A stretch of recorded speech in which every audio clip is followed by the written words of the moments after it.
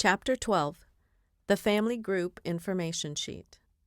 The Family Group Information Sheet is divided into two parts. Part 1 is a data collection form, and Part 2 is a list of 6 questions asking how you felt about filling out the form. The Family Group Information Sheet, Part 1, is much more detailed than the family tree.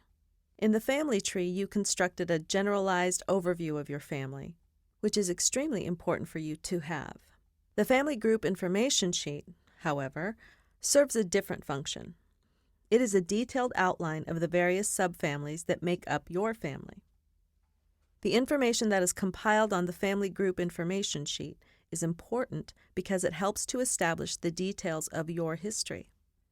These details will assist you in gaining a sense of belonging to your family and also to get a sense of the individuality of each of your family members. This section in the FIS also helps you to fill in some of the memory gaps that many ACAs have. The following is a copy of the Family Group Information Sheet. You will need to have 3 blank family group sheets, one of your own nuclear family, mom, dad, brothers, and sisters, one for the nuclear family of your father, and one for the nuclear family of your mother. I strongly suggest that you take the time to copy the blank form below and use the copy to make additional copies as needed. You may need extra copies, particularly if you do group sheets for your great-grandparents. It will require effort on your part to write out the forms and make copies, but it is worth the effort. As you look at the Family Group Information Sheet, you will see that it is a series of questions about your family. The first sheet that you will fill out will be about your own family of origin. Begin by answering the first question. Your relationship to this family is? The correct response would be, this is my nuclear family. Husband. The correct answer would be your father's name. Birth. Your father's birth date and his place of birth. Married. When and where was he married?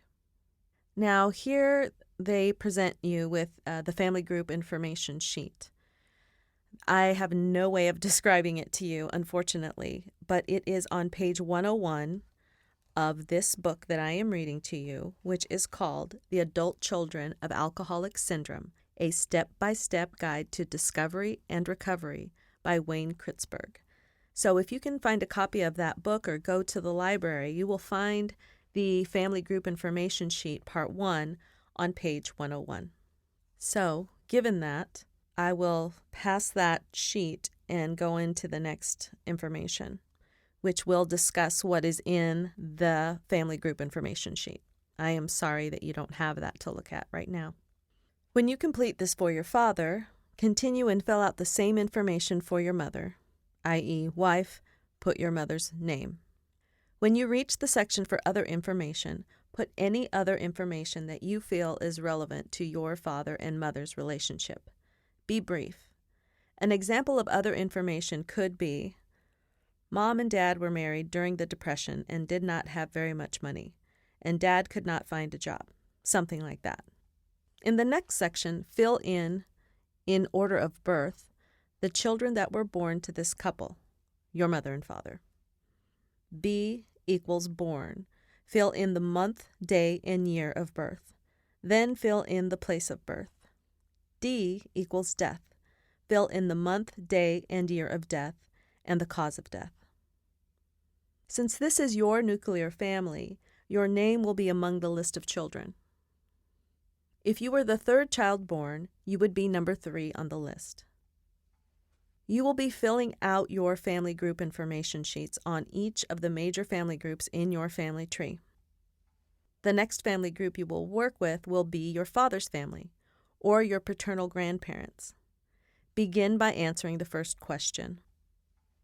Your relationship to this family group is? The correct response would be, these are my paternal grandparents, father's family. Husband. Put your grandfather's name. Continue to complete the rest of the blanks. Wife. Put your paternal grandmother's name, father's grandmother. Continue to answer the rest of the questions. In the section for children, your father's name would be filled in according to his birth order among his brothers and sisters, i.e., if he were the 8th born, he would be number 8. When you complete this, fill out a group information sheet for your maternal grandmother and grandfather. Follow the steps outlined above. If you wish, you may do information sheets for your grandparents. Follow the same procedures described above. You may be surprised at what you find out about your family. Colin was. Colin, an ACA and a recovering alcoholic, had always thought that his father's side of the family were the drunks. It was on this side of the family that alcoholism ran rampant. His father died of it. His uncles were also alcoholic, and his paternal grandfather had died of it. He had always assumed that his mother's side of the family was the non-alcoholic side. However, he had always thought it strange that his mother, who was raised in a non-drinking family and who did not drink alcohol herself, married a dyed-in-the-wool alcoholic like his father. As Colin learned more and more about the alcoholic family and the way it behaves, he began to notice that his mother's family, although they did not drink, behaved noticeably alcoholically. When he did the family group information sheet for his maternal great-grandfather, he turned up some surprising information. He found that his grandfather was the youngest of 5 children, all boys. Colin also found out that all the grandfather's brothers drank themselves to death, and that the great-grandfather also liked the booze. His grandfather decided at an early age that he would not drink, and never did. He had always refused to talk about his father or brothers because he was ashamed of their drinking. Colin got this information from his grandmother, who felt that, now that his grandfather was dead, it would be all right to talk about family secrets. Finding out about the alcoholism on his mother's side of the family explained to Colin why the non-drinking side of the family behaved so dysfunctionally. This may seem like a lot of work, and it is.